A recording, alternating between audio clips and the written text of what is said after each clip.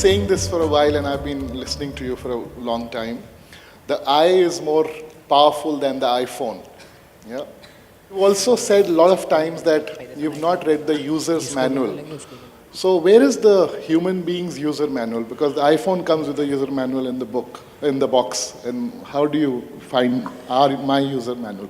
So, please don't go and browse through the bookstores. It's not there. See, when you say me or I, you may have many ideas about what is me. But essentially, whatever ideas and ideologies you might have developed around you, essentially you're a piece of life, yes? Yes or no? You may be identified with many things, starting from your body. Because you identified your body, your agenda. Because you're identified with your education, you become something else. You identify with your religion, you become something else. Like this, you go on multiplying your identities many different ways. That may be a social requirement. To function in the society, you take on something, that's fine. But fundamentally, your life, if you want to know life, if you think the user's manual is some scripture that you have, somebody has written, it can't be. Because what you're seeking to know is the nature of this one. Because your life, you don't have to read another one, you have to pay attention to this one. Now you pay attention to everything else, but not enough to this one. When I say paying attention to this one, this is not about standing in front of the mirror and paying attention to this. Really paying attention to something fundamentally this, because even your body you acquired from outside, isn't it? It's the food that you've eaten.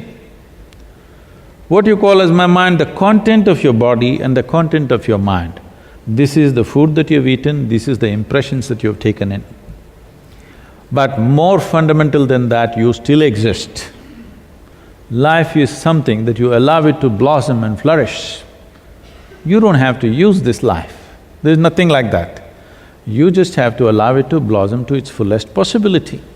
If it blossoms, then it will do the best possible things.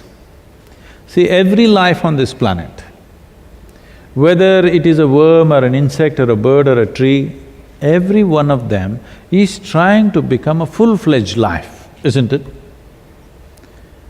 But we know what is a full-fledged earthworm, we know what is a full-fledged grasshopper, we know what is a full-fledged tree, but we do not know what is a full-fledged human being. Because whatever you become in your life, you will notice that you would want to be something more. If that something more happens, you want to be something more.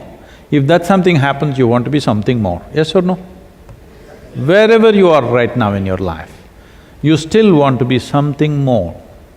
If you really look at this, you will see what you want is a limitless expansion. You're not looking for this much or that much, you're looking for an infinite expansion. If you're looking for an infinite expansion, how do you get there? You're looking for infinite expansion through physical means.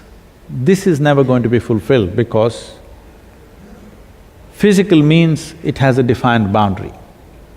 The fundamentals of physicality is, it must have a defined boundary. If there is no boundary, you cannot call it physical anymore. Right now, there is something within you longing for an infinite expansion, but you're trying to give it physical means. How you're longing to find expansion is finding expression is. If it finds a very basic physical expression, we call this sexuality. Something that is not you, you want to make that a part of yourself, that's the effort. If it finds an emotional expression, we will call that love, because something that is not you, you're trying to wrap it with your emotions and make it a part of yourself. If it finds a mental expression, it gets labeled as greed, ambition, conquest or simply shopping. Of course, you're not against that.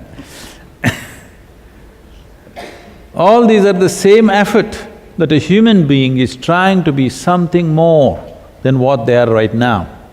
But all of you have lived long enough to know, more is not going to settle you, you want all of it. Even if I make you the king or queen of this planet, still you will look at the remaining galaxies, yes or no? Because that's the nature of the human being. This will not settle for this much and that much. If you want, you can go in installments. But approaching the infinite through installments, I think is a stupid way to go.